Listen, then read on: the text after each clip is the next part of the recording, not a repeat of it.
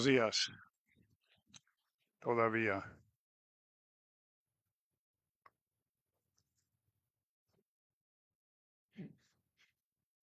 Pues en las últimas visitas el tema ha sido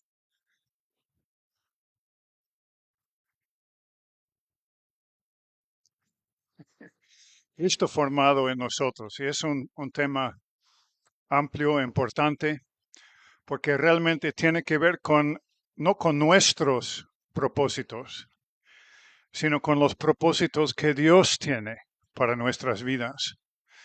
Y a veces se nos olvida que realmente eso es más importante, lo que Él quisiera para nosotros, que lo que nosotros nos podemos programar.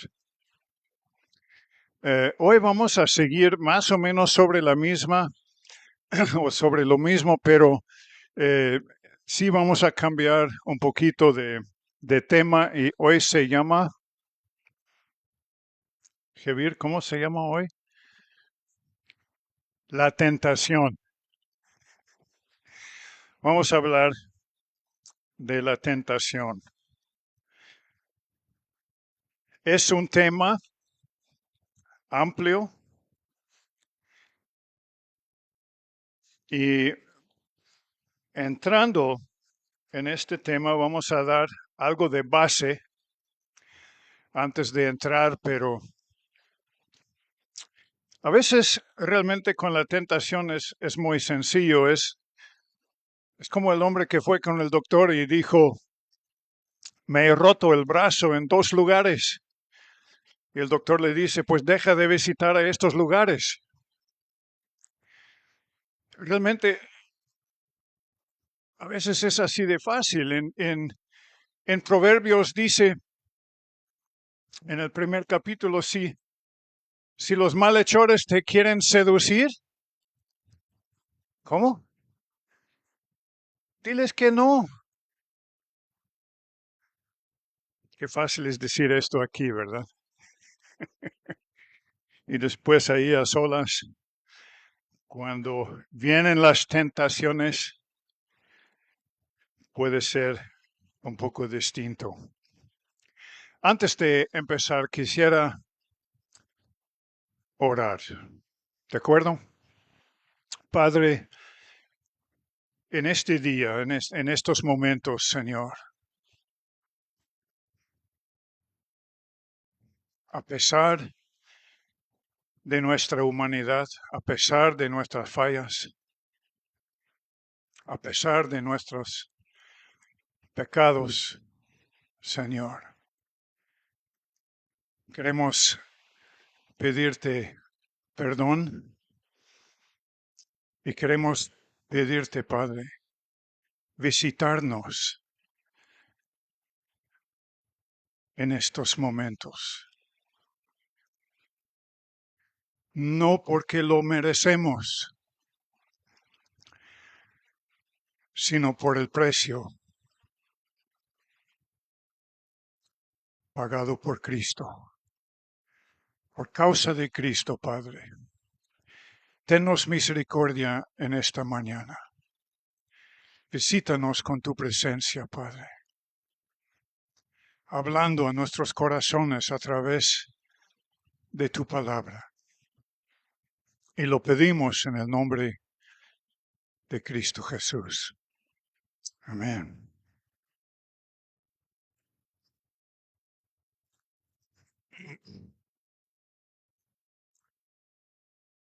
Para echar un poco de base, unas preguntas. ¿La tentación es pecado?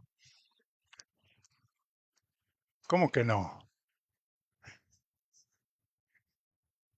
¿Cristo fue tentado? Sin pecar, ¿verdad?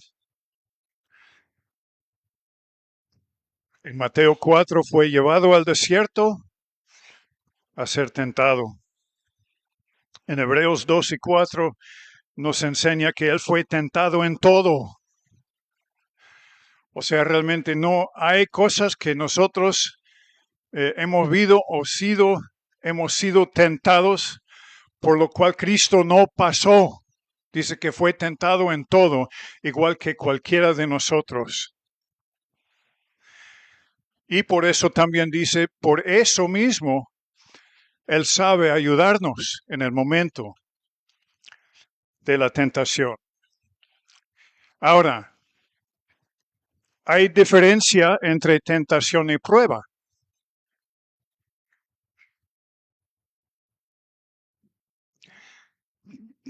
Muy relacionado. Pero sí hay diferencia entre tentación y prueba, porque incluso la Biblia nos dice que Dios no nos tienta. ¿Quién es el tentor?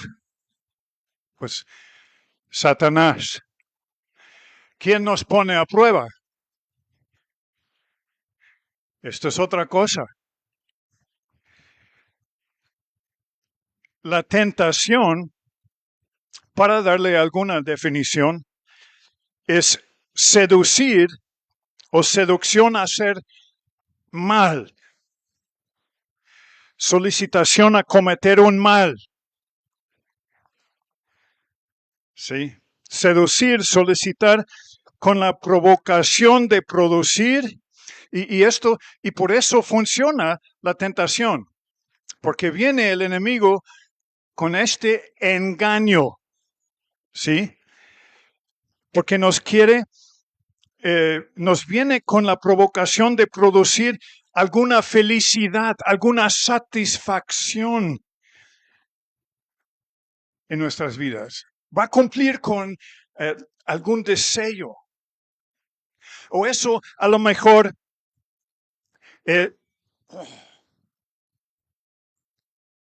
va a dar... Sí.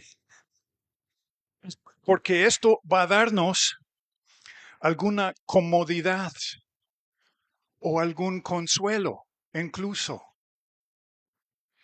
Esto es lo que es la tentación, es el engaño. ¿Sí? Y es una seducción. ¿Sí? Entonces aquí también hemos mencionado deseo. ¿El deseo es malo? Dios nos creó con deseos, pero la manera en que nosotros escogemos satisfacer a nuestros deseos o por dirección de quién, ¿sí? Puede producir o vida o muerte, porque este tema que vamos a tratar hoy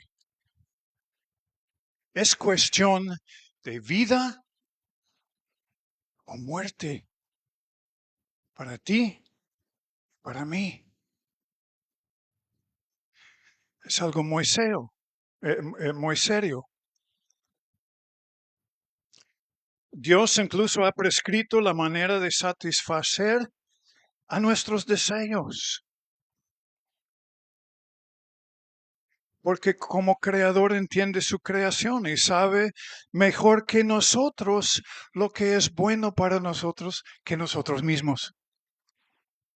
Y por eso mismo Él dice, no confías en tu propia prudencia, en tu propio entendimiento, en tu propia sabiduría. No confías en esto.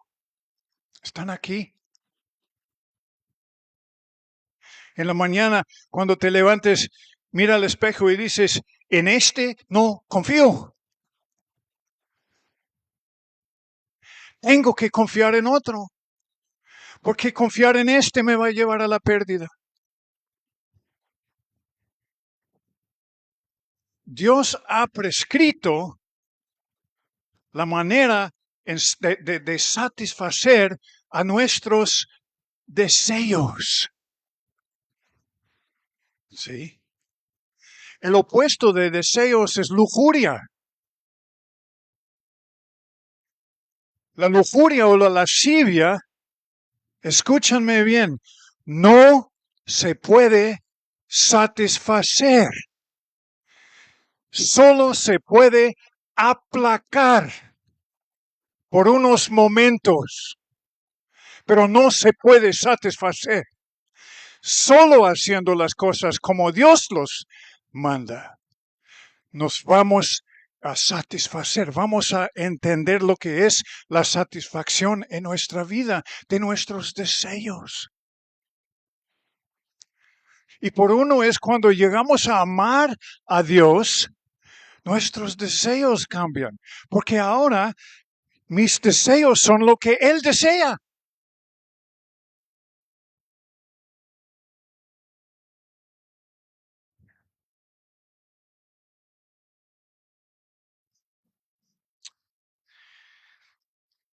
Ceder a la tentación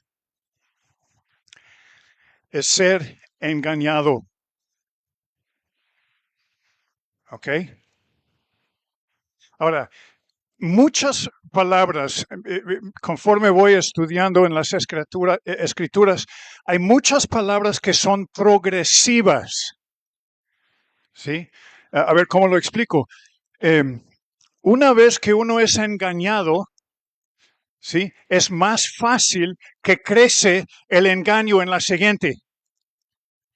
Y en la tercera, más fácil y aún más grande el engaño. Y en la cuarta, aún más fácil y aún más grande el engaño. Y que llega el momento que ya no sabemos discernir de que hemos sido engañados. Yo conozco gente así.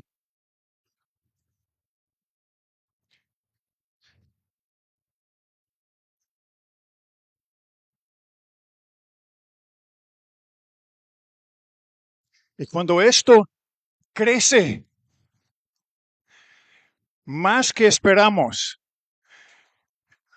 en parar esta progresión en nuestras vidas, más que se espera, más difícil es salir del fango al que nos hemos metido.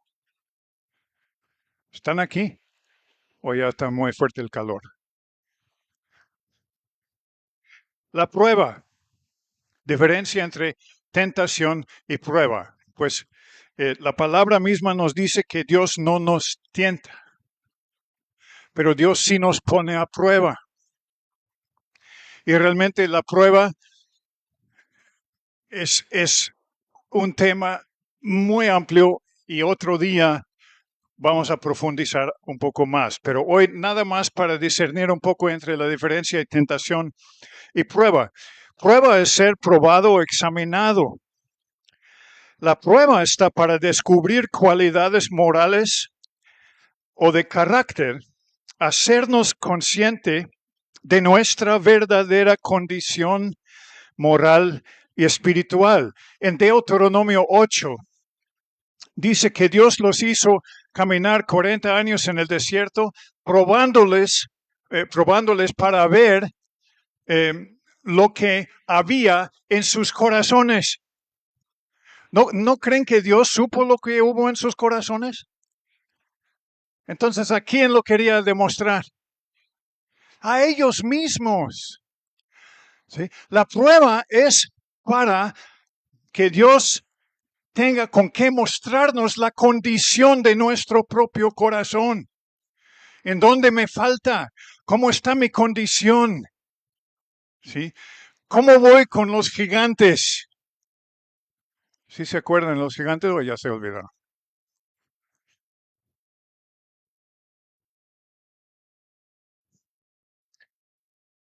En Génesis 22 tenemos tal vez el ejemplo más grande de prueba en toda la palabra.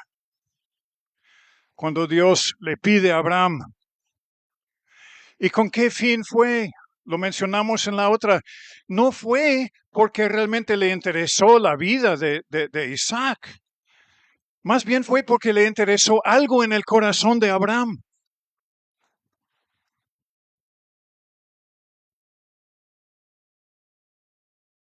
En segunda de Crónicas, ahí lo pueden apuntar, segunda de Crónicas 32, 31, dice que Dios lo dejó solo para probarlo. ¿Sí? ¿Qué significa eso? Dios lo dejó solo. para probarlo, cuando en Romanos nos dice que nunca os dejaré. Y hay varios lugares en las Escrituras en donde dice Dios lo dejó solo. Entonces, ¿es una contradicción? No, porque aun cuando nos deja solo, no nos deja solo. Y los que han vivido esto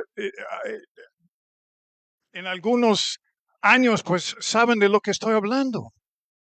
Porque llegan momentos en la prueba cuando Dios nos deja solo. Porque en Isaías dice que en la prueba el maestro, ¿sí? Cuando es el momento de la prueba, el maestro ya no te habla, ya no le puedes hacer preguntas. Y Dios igual dice que en la prueba puede ser, ¿dónde estás? Mira, estos son los momentos más difíciles y en los momentos más difíciles me abandonas. ¿Nunca se sintieron así? Yo sí. Me han pasado cosas. Dije, pero Dios, ¿dónde estás? Y no es que se haya ido, es que es el tiempo de la prueba. Y la prueba es para ver cómo vas a reaccionar cuando papá se esconde ahí por detrás del edificio para ver cómo sus hijos van a seguir sin saber que él esté viéndolos. ¿Sí? ¿O no? Yo tuve dos hermanos, nos separó un año los tres. ¿Sí? Y era muy distinto cuando papá o mamá estuvieron ahí vigilándonos o cuando no estuvieron. Híjole, a veces es alto un relajo cuando pensamos que ya no nos están viendo.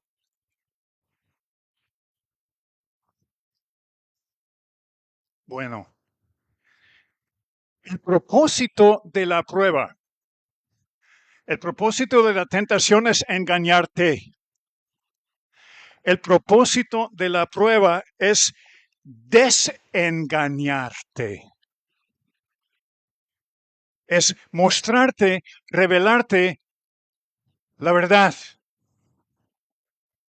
Y también es progresivo. Desengañado para la próxima más fácil y más verdad. Y para la tercera, aún más fácil. ¿No se han dado cuenta que al decirle sí al Señor, en la siguiente es más fácil decirle sí otra vez? La prueba es para desengañarnos. Dios prueba, el enemigo tienta. Vamos a leer Santiago 1.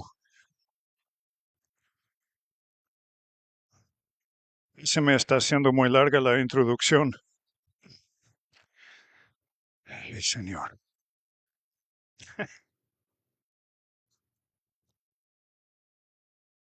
Porque eso nada más es para rascar. Después viene lo bueno. 1 del 12 al 16. Bienaventurado el hombre que persevera bajo la prueba, porque una vez que ha sido aprobado recibirá la corona de la vida que el Señor ha prometido a los que le aman. Y cuidado aquí que no les viene el enemigo a engañar eso de la corona. No es cerveza. Pero así hace, como vamos a ver a continuación. Que nadie diga cuando es tentado, soy tentado por Dios, porque Dios no puede ser tentado por el mal, y Él mismo no tienta a nadie, sino que cada uno es tentado cuando.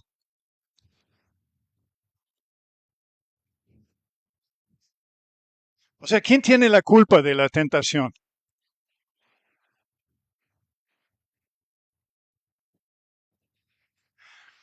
Ahora, esto, hay misterios en la palabra.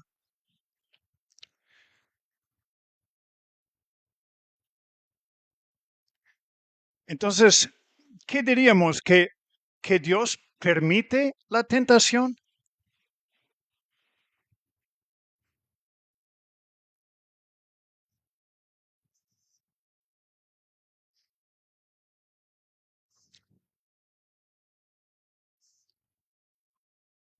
Hay los de estos y hay los de estos.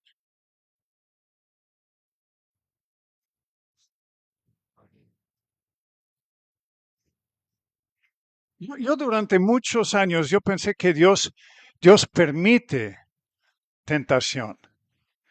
Por ejemplo, vemos la cosa de Job, pero eso fue más prueba que tentación, ¿verdad?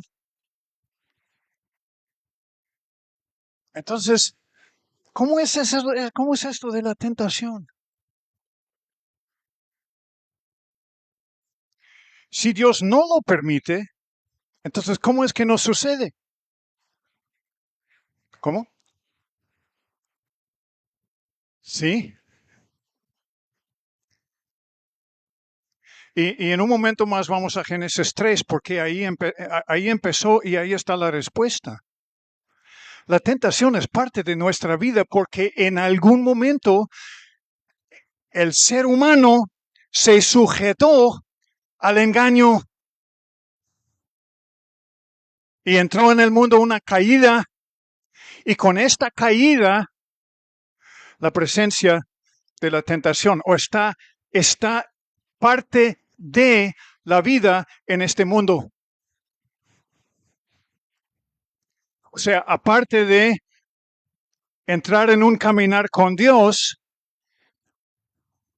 tentación es parte de la vida. Ahora, cuando entramos en relación con Dios, Él nos da cómo batallar la tentación, pero nos pone a prueba. Así que realmente no ganamos mucho, ¿verdad? Es muy distinto cuando Dios obra en nuestras vidas. O sea, yo no tengo respuesta muy clara para eso de que si Dios permite o no. Pero pienso que no, pero tal vez sí.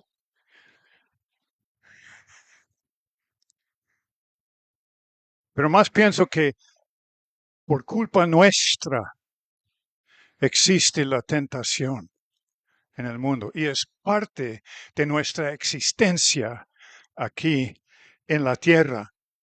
Por consecuencia de la caída, está en nuestra naturaleza ser sujetos a la tentación.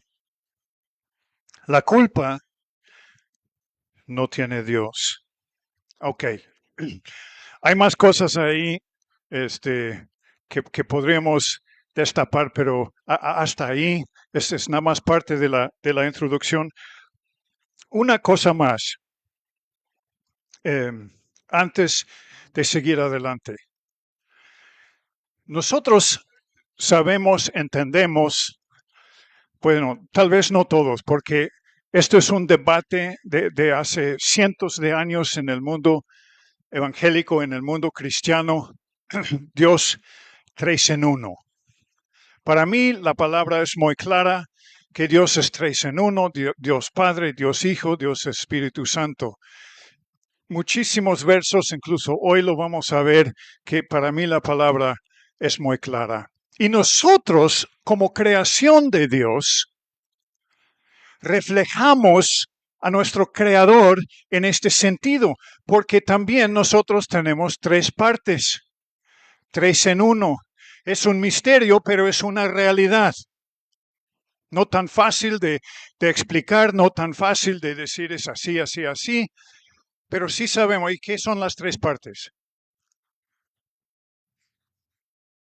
Cuerpo, alma y espíritu. Y un poco más adelante vamos a definir esto.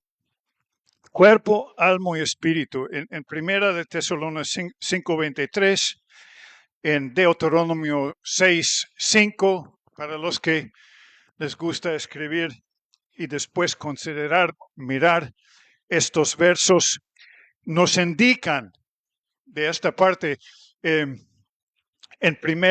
Por ejemplo, en Deuteronomio 6, que es uno de mis favoritos capítulos en toda la Biblia, donde dice, amarás a tu Dios con toda tu fuerza, tu corazón y tu mente. Y Cristo después en Mateo 22 dijo, cuando le querían engañar y poner a prueba y le dijeron cuál es el mayor mandamiento y él no les dio ninguno de los mandamientos, dijo, este es lo más importante. Sí. O sea, con todo nuestro ser, alma, cuerpo, espíritu, amar a Dios. 3 en 1, fin de introducción. Ahora viene lo interesante. Vamos a aplicar algunas leyes de la hermenéutica, que simplemente significa métodos de estudio bíblico. ¿Sí? Hay como 5 o 6 leyes que pasando los años se ha establecido para mantenernos sobre tierra firme. Porque sabemos que sacando escrituras de su contexto, nosotros podemos decir y probar lo que sea. ¿Sí? Entonces, pasando los años, ciertos hombres se juntaron y dijeron, vamos a poner unas leyes y sobre de esto vamos a estudiar la Biblia para mantenernos protegidos de nosotros mismos. ¿Ok? Contexto es uno de estas leyes. Cualquier texto fuera del contexto es pretexto.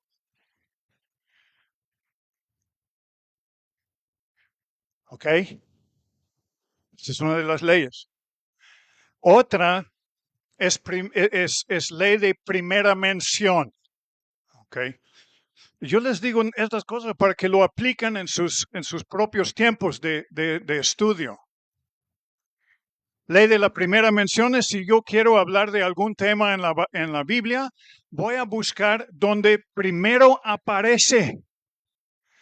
Y ahí sobre esto es mi trampolín, esto es mi fundamento. Y sobre de la primera mención voy a basar todo lo demás que viene después. ¿Sí? Y de ahí tenemos que entender algunas cosas más, como, por ejemplo, ¿cuál fue el primer libro escrito en la Biblia? Job. Sí, algunos han estudiado. Qué bueno. Felicidades. La mayoría dicen Génesis. Génesis fue escrito después. Job. Entonces, por ejemplo, si vamos a hacer un estudio de la prueba, tenemos que empezar con Job. Pero nadie quiere empezar con Job. Mejor nos olvidamos de Job. Sí.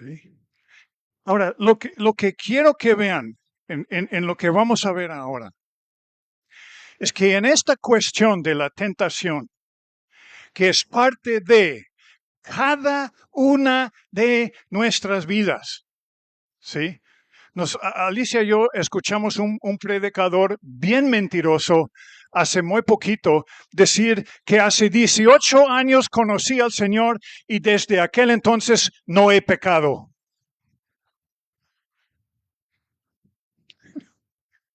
Pues ahí empezó, ya pecó.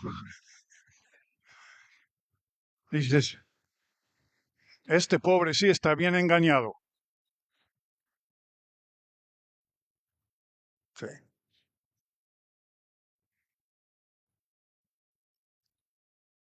Vamos a empezar con la primera tentación en Génesis 3. Y si quieren pueden abrir ahí.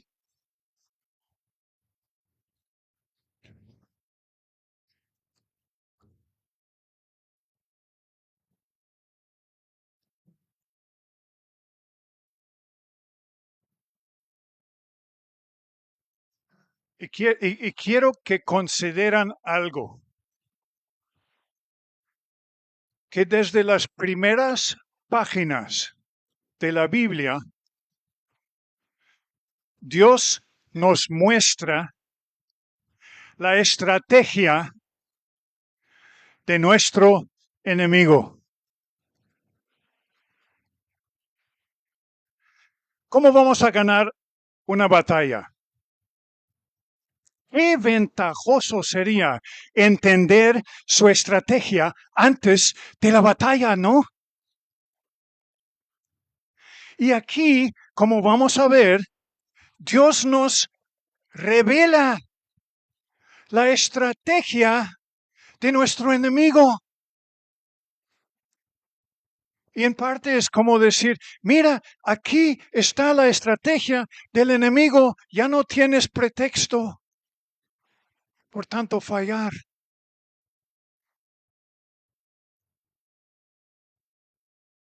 Desde el principio, Dios dice, así trabaja tu enemigo. Y como vamos a ver, pasando el tiempo, pasando los años, pasando los siglos, su estrategia no cambia porque no es creativo. No está en su naturaleza poder ser creativo.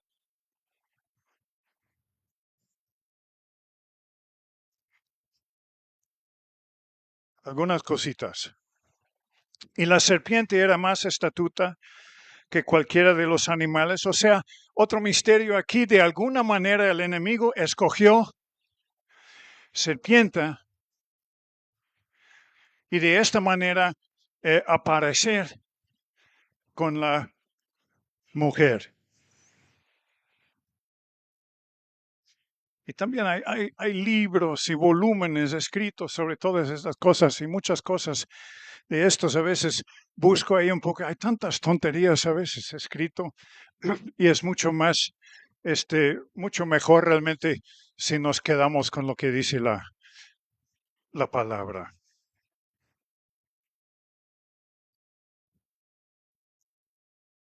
Y dijo a la mujer,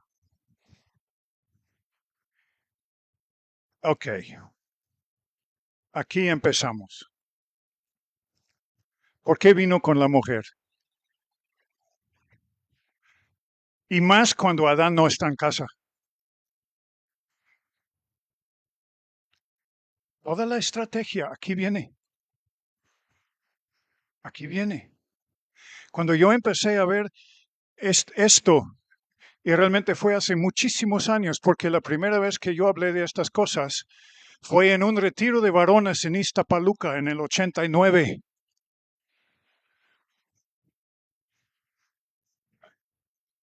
Algunos de aquí todavía ni habían nacido.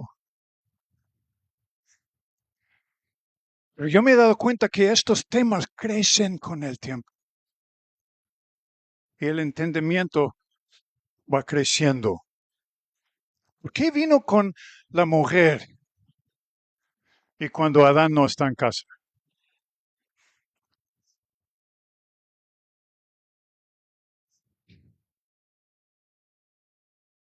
Sí, porque la mujer es mucho más vulnerable cuando su esposo no está. ¿Por qué creen que los vendedores andan en la calle en el día cuando el esposo no está en casa? Es lo mismo. No, pero esta oferta es nada más en este momento, ya para el mes, y se acaba. Y presionan y engañan y ahí va.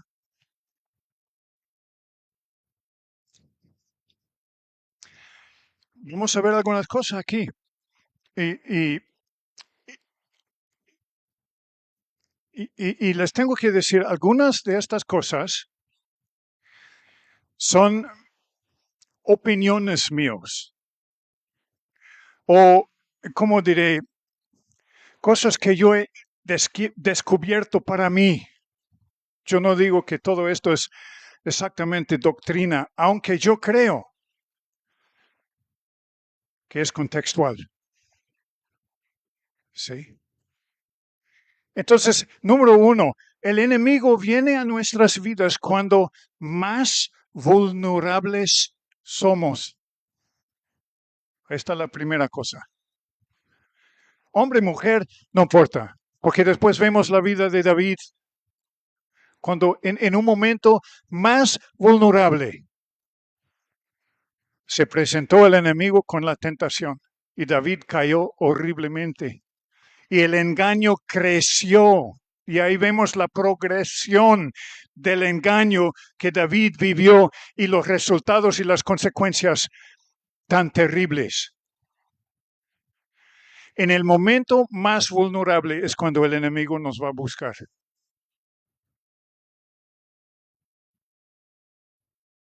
Cuando más débil nos sentimos.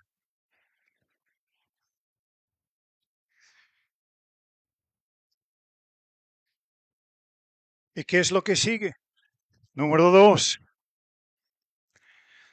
Y dijo a la mujer, ¿qué dijo? ¿Con que Dios ha dicho? ¿Sí? Cuando tú sientes en tu corazón, siendo muy honesto ahora, cada quien consigo mismo, porque si yo les pido levantar la mano, pues nadie lo va a hacer. Y en el momento de la tentación, no es que siempre viene el enemigo y dice, pues realmente es eso lo que la palabra dice, realmente es para tanto, a lo mejor es un poco exagerado. Pues ¿de dónde creen que viene esta voz? Ahora, les tengo que decir que nuestro enemigo probablemente conoce mejor la palabra de Dios que nosotros. Y por eso mismo sabe cómo engañarnos con las medias verdades. ¿Con que Dios ha dicho? Ay, no es para tanto. Sí, es para tanto. Es cuestión de vida o muerte.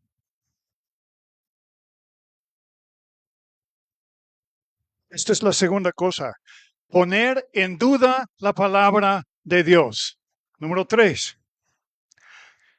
Con que ha dicho no comeréis de ningún árbol del huerto. Ahora, ¿cómo se llama esto? Es, bueno, sí, eso se llama media verdad.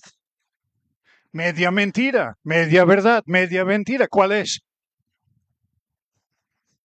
Pues realmente es lo mismo. Sí. Y el enemigo siempre nos viene con medias verdades para engañarnos. Vulnerable, con que Dios ha dicho y medias verdades. Su estrategia no cambia. Y su estrategia tiene miles de años funcionando. Pero aquí Dios descubre todo. La cuarta cosa. Ya tengo que cambiar de página.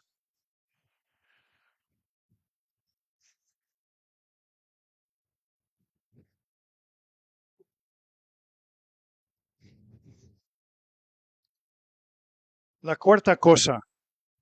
Y esto es súper, súper peligroso.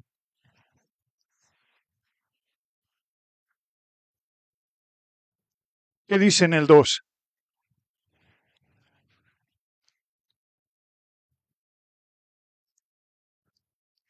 Y la mujer respondió,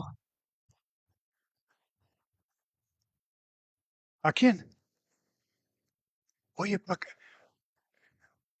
Y se metió en conversar con el enemigo, que es puro engaño, pura mentira, pura destrucción. Y te vas a meter en conversar con él. Y todos lo hemos hecho. De alguna manera u otra. Y les voy a decir esto. Una vez que empiezas a responderle a las medias verdades, a tu propia vulnerabilidad, ya va a ser muy difícil, si no es imposible, salirte de la tentación. Porque ya le has creído, ya has tragado lo que Él vino a presentar. Porque Él sabe cómo presentarlo como algo que te va a dar felicidad, te va a dar satisfacción. Ya van 4 cosas. Pero por favor, no se vayan a meter en conversación con Satanás, con el enemigo. Es como cuando los pescadores, cuando se mete ya el gancho en la boca, y una vez en la boca, jalan y ya queda bien sentado el gancho. Y ya para salir de ahí va a ser difícil.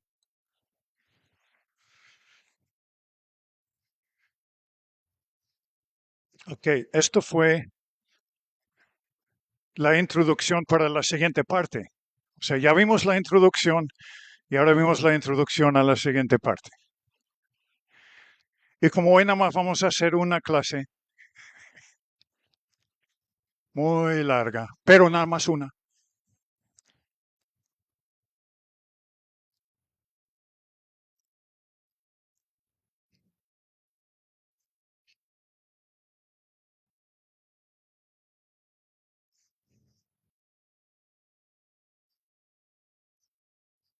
Y ahí se aclara la cosa. Sigue hablando con la serpiente, la mujer.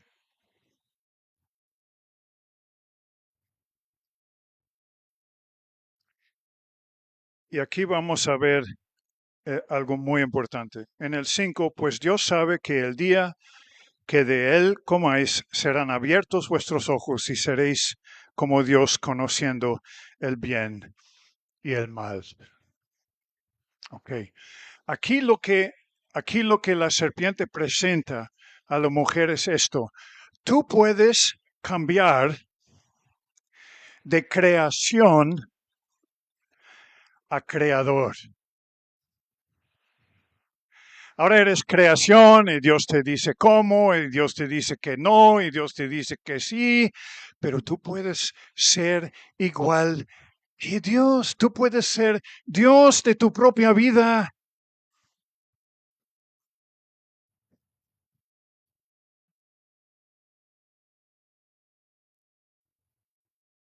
Serán abiertos vuestros ojos en el 5 y seréis como Dios conociendo el bien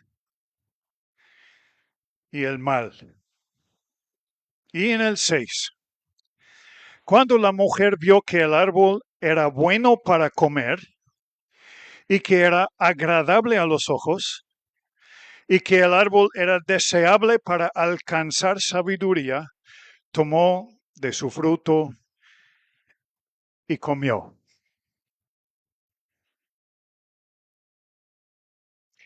Vamos a primera de Juan 2:16. Dije que íbamos a ser contextual y ahora vamos de Génesis hasta casi el final de la Biblia.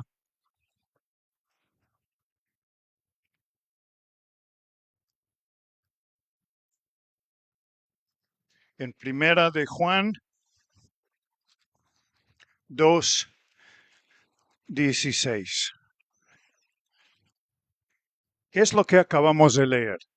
Génesis 3. ¿Sí? Y miren lo que dice aquí. En el 15, no améis al mundo ni las cosas que están en el mundo. Si alguno ama al mundo, el amor del Padre no está en él. Porque todo lo que hay en el mundo, la pasión de la carne, ¿qué fue en Génesis? Bueno para comer. Pasión de la carne. Las mismas 3 cosas aquí. La pasión de los ojos, que era bonito. Génesis 3. Y la arrogancia de la vida. Génesis 3. Las mismas 3 cosas, miles de años después. Y por eso había mencionado que Dios es 3 en 1, nosotros somos 3 en 1. Bueno para comer. ¿Qué es esto? Pasión de la carne. Esto es el cuerpo y los apetitos del cuerpo. Agradable a los ojos. La pasión de los ojos. En primera de Juan. Es alma, sentimientos, emociones. Alcanzar sabiduría. Es la arrogancia de la vida, el espíritu. Tú serás como Dios, o mejor todavía, tú serás Dios. Las mismas 3 cosas. Ahora para terminar, Mateo 4.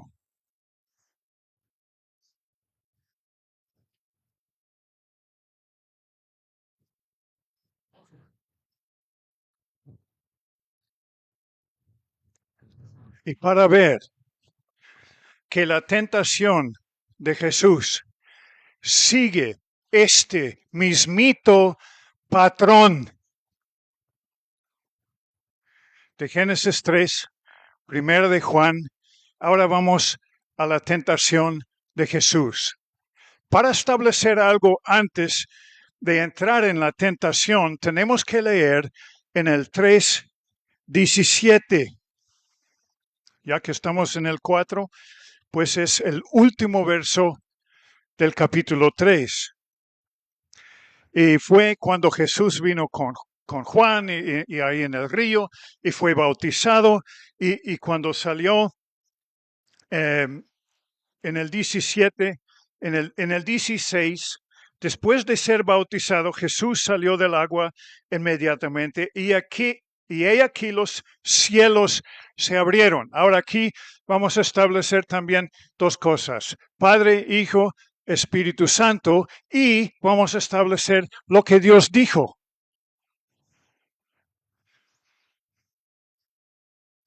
Los cielos se abrieron y vio al Espíritu de Dios que descendía como una paloma.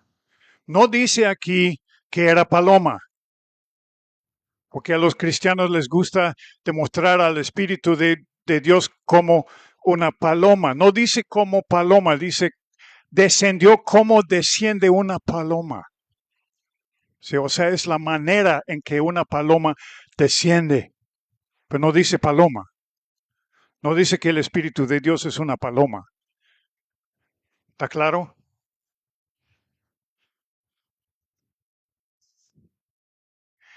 Y venía sobre él. Y aquí se oyó una voz de los cielos que decía: este es mi Hijo amado, en quien me he complacido. ¿Quién era la voz del cielo? El Padre. ¿Sobre quién vino? El Hijo. ¿Y qué bajó como una paloma baja? El Espíritu Santo. ¿Y qué es lo que dijo la voz? Este es mi Hijo amado. ¿Está claro? Entonces Jesús fue llevado por el Espíritu al desierto para ser tentado por el diablo. Qué interesante este verso tan complicado que ni me voy a meter porque no tengo respuestas. Otro día. Y después de haber ayunado 40 días y 40 noches, ¿qué? Tuvo hambre. Mira, a mí nada más me dicen ayuno y ya tengo hambre. Mucho menos 40 días y 40 noches. Pero estuvo metido en cosas, arreglando cosas, porque tuvo muchas cosas por delante que estar pensando y orando y estar en presencia de su Padre. Y después tuvo hambre. Y acercándose el tentador le dijo, ¿qué es lo que le dijo? Si eres hijo de Dios. ¿Qué está haciendo aquí? La media verdad. poner en duda la palabra de Dios. Dios acaba de decir, este es mi hijo. Ah, si tú realmente eres el hijo de Dios.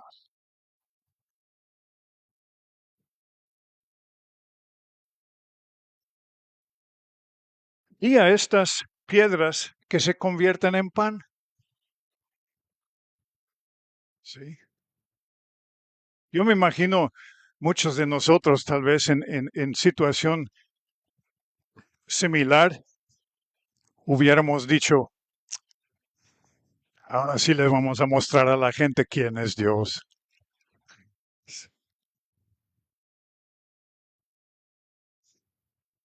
Para su gloria y honra. ¿Cuántos lo hemos hecho? Qué engaño, ¿verdad? ¿Y cuántos lo hacen?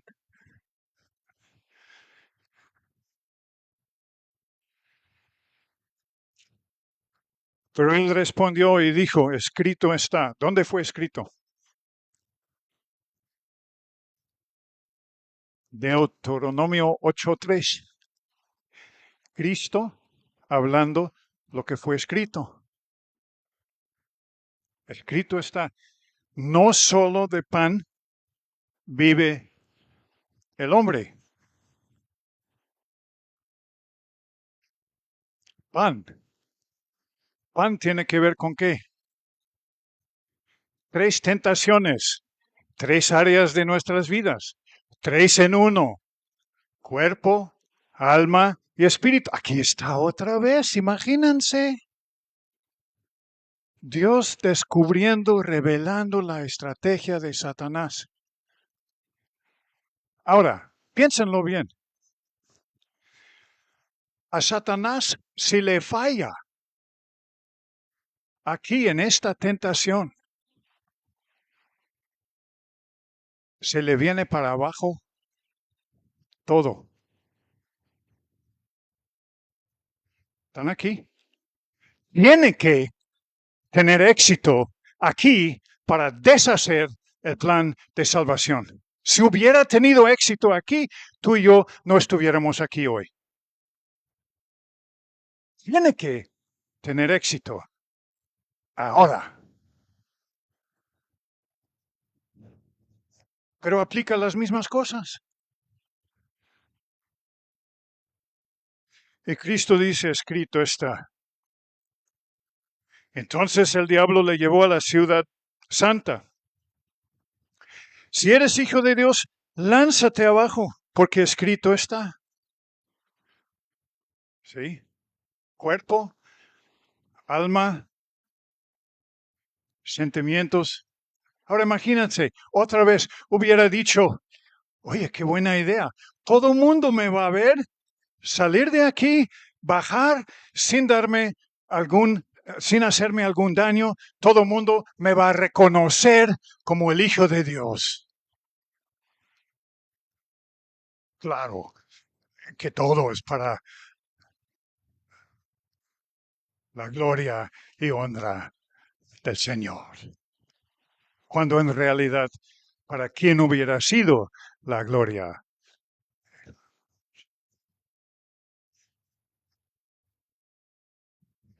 ¿Sí? ¿Y qué es lo que Cristo dijo? También escrito está. Esto también viene de Deuteronomio 6:16. Cristo dice, no tentarás al Señor tu Dios. Y otra vez le llevó a un monte alto y le mostró todos los reinos del mundo y la gloria de ellos. Y le dijo, todo esto te daré si postrándote me adorarás. Ahora curioso aquí que Satanás dijo, todo esto te lo daré. Y Jesús no le dijo, pues a ti no te pertenece.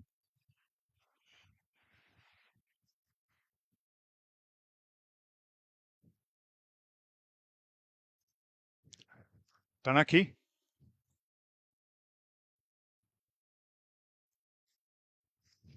Ahora,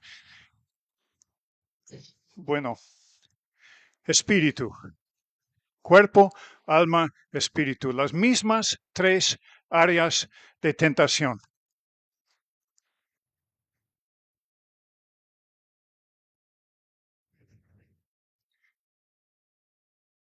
Escrito está. ¿Alguien sabe de alguna escritura que fue escrita para Satanás?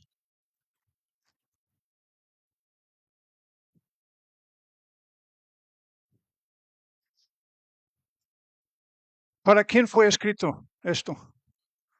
Pues muy claramente, incluso lo hemos leído en Primera de Corintios, para que nos fuera ejemplo a nosotros. Porque ya habíamos establecido que mejor no nos metemos a dialogar con Satanás, ¿verdad? ¿No fue una de las cosas que vimos? ¿O ya se olvidaron?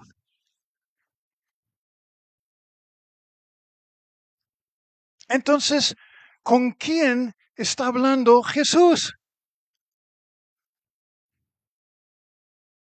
¿O hacia quién se dirige?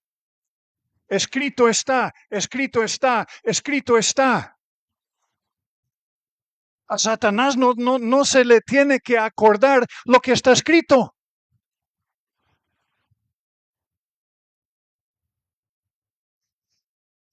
Eso es un poco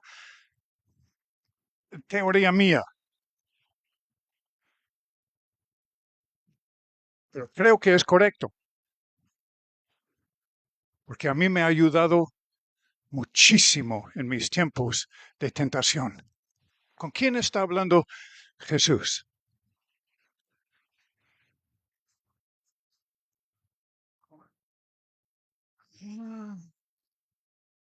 Con él mismo. Allá aprendiste esto, ¿verdad? ¿Eh? Y esto es lo que yo creo, porque la palabra también nos enseña muy claramente que Cristo era completamente Dios y a la vez otro de los misterios de la palabra y a la vez completamente hombre. Y si no hubiera sido completamente hombre, pues entonces, ¿para qué tentarlo?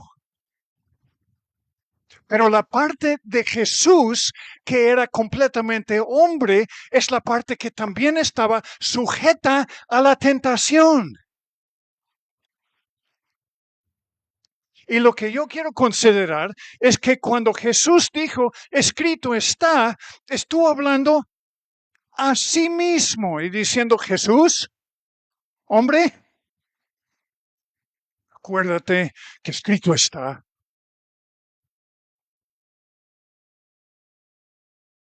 Sí. Y yo, como yo me imagino eso, yo me agarro a mí mismo y le digo, Bernie, escrito está. Esto está difícil, es una tentación terrible. Que no, porque escrito está. Y entonces viene por otra. No, tampoco, porque escrito está. Entonces viene por otra. Y no, tampoco, porque... Ahora, para poder decir escrito está, hay que saber lo que está escrito.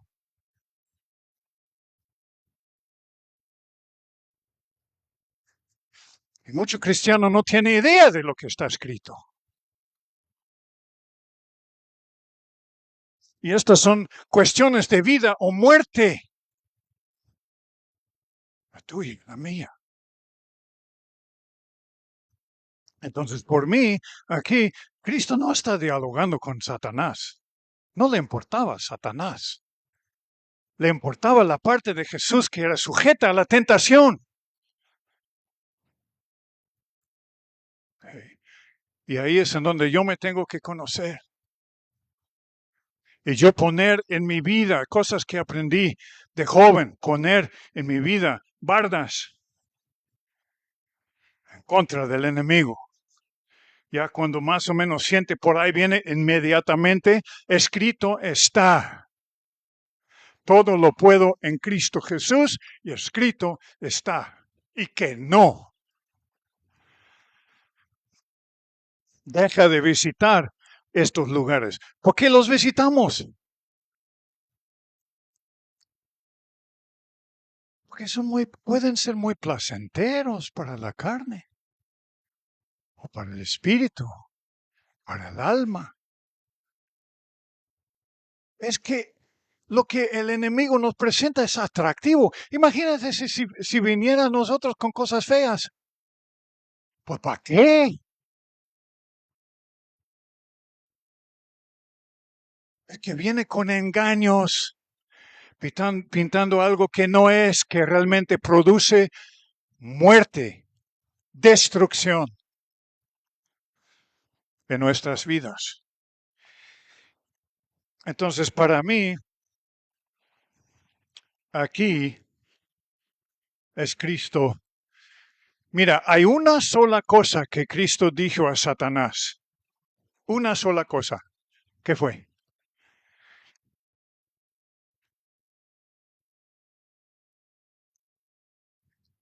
Apártate de mí. Vete. Fin. No más. No, pues a ver qué, y ya después tomaré la decisión y a lo mejor y que... No, ya la regaste. Una sola cosa. Apártate de mí. Bernie, escrito está. No importa lo que los demás hacen, no importa lo que los demás dicen. Yo tengo que saber cómo protegerme a mí. Y puede llegar a ser costoso en nuestras vidas, porque va contracorriente de las cosas del mundo. Otros, cada quien, pero yo, no, yo tengo que saber. Yo tengo que saber protegerme. Y Bernie todavía no ha llegado a la meta, se va aproximando. Si unos años más me quedan, pues todavía no he llegado. Todavía no puedo descansar. Tengo que ver esto hasta el final y pelear. Sí. Y en otra ocasión podemos profundizar un poco más en algunas de estas cosas, pero para terminar vamos a leer, porque esto es de mucho consuelo, de mucha ayuda. Primera de Corintios 10:13. Hace como un mes habíamos leído del 1 al 12, al 11. En el 12:13 dice, por tanto, el que cree que está firme,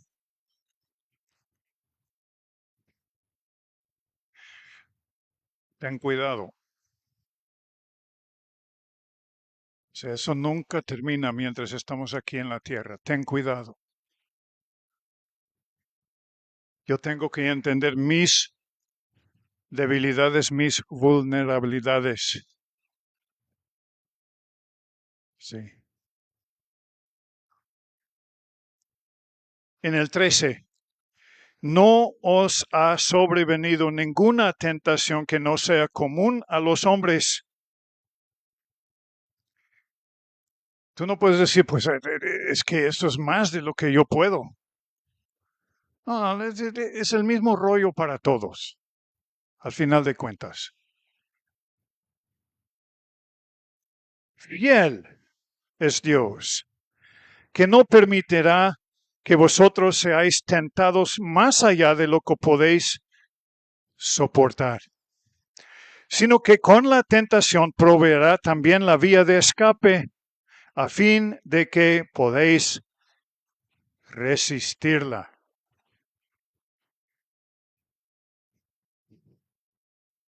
O sea, si no logramos escaparnos de la tentación, ¿quién tiene la culpa?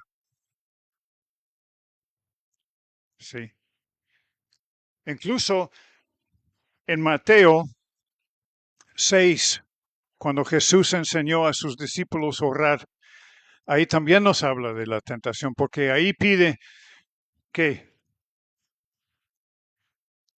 libéranos de la tentación, pero ya no sé qué pasa ahí, porque ya hemos visto que Dios no tienta. ¿Sí?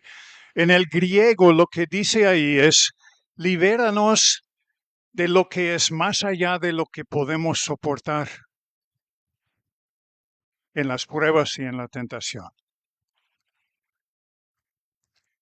Y aquí vemos en el 13 que Dios no permitirá que seamos tentados más allá. Entonces, si no aguantamos la tentación, ¿quién tiene la culpa?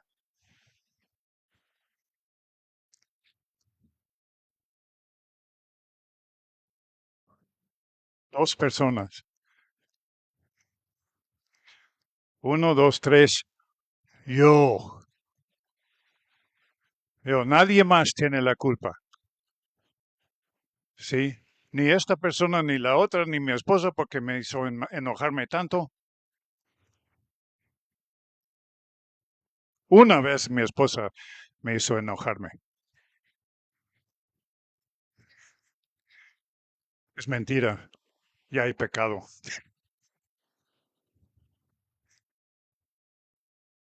Sí. No podemos culpar a nadie. Es esta carne con la cual yo tengo que liar. ¿Sí? Y aquí, desde Génesis, Juan, la misma tentación de Jesús, las mismas cosas, Dios revelando la misma estrategia de Satanás en el contexto de toda la palabra. Qué tremendo está esto. Qué tremendo. Que desde el principio Dios nos revela la estrategia de nuestro enemigo. Realmente ya no tenemos más pretexto.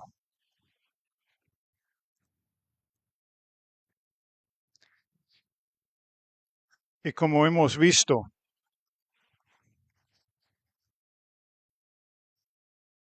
en otra ocasión, que realmente si yo aprendo lo que es Deuteronomio 6, amar a mi Dios con todo mi corazón, con todo mi alma, con todo mi ser, mis fuerzas, espíritu. ¿Sí? Entonces voy a querer vivir mi vida agradándole.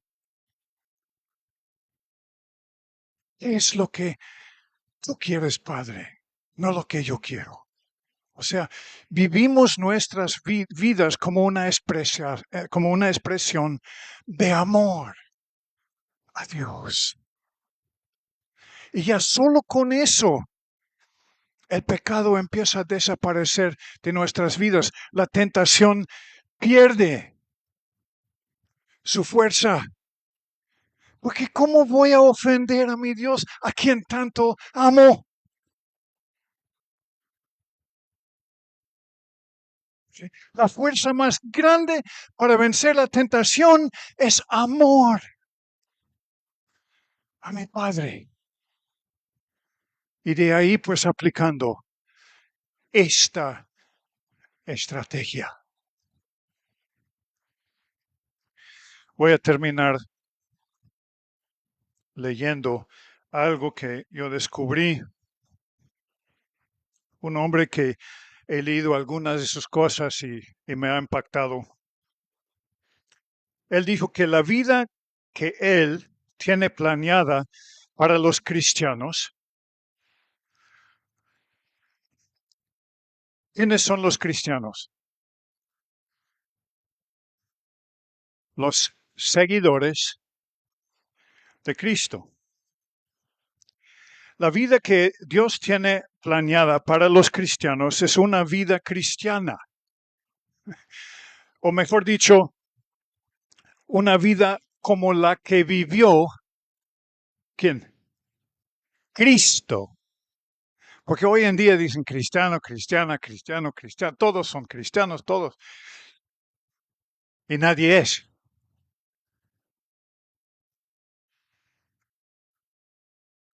Es una vida como la vida de Cristo. Y muy parecida a la vida que Él vivió. No se hizo pobre para que nosotros fuéramos ricos.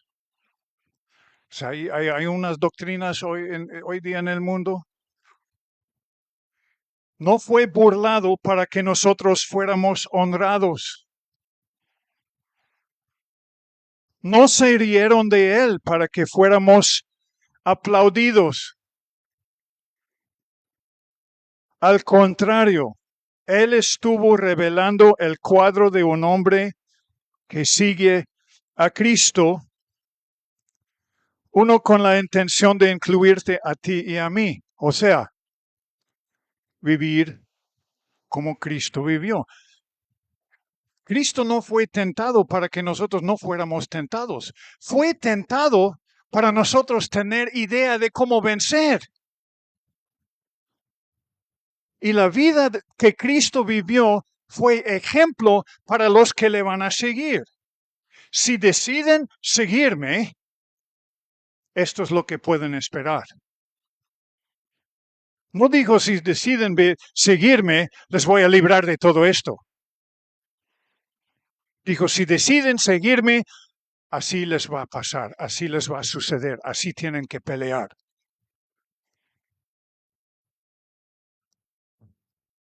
¿De acuerdo? Y aun si no están de acuerdo, perdóname, pero así es.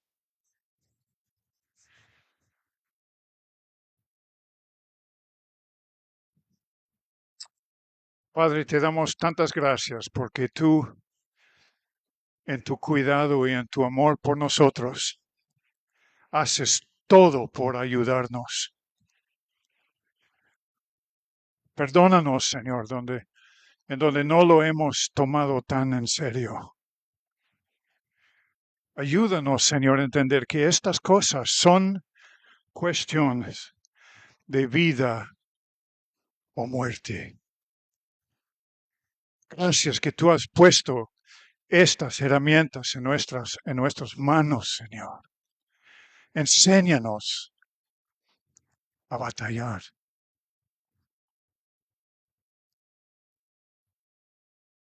Enséñanos, Señor, seguirte a ti a la victoria y a la vida de resurrección que tú nos has dado. Gracias, Señor, por estos misterios. Gracias por estos momentos juntos. Y yo te pido, Señor, que tu palabra en esta tarde, en este día, cae en tierra fértil y produce su fruto en cada uno, Señor. A que nadie se pierde. Ayúdanos a ser alertas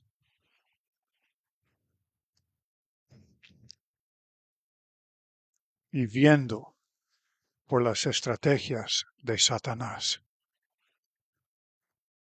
Ayúdanos, Padre, en el nombre de Cristo. Amén.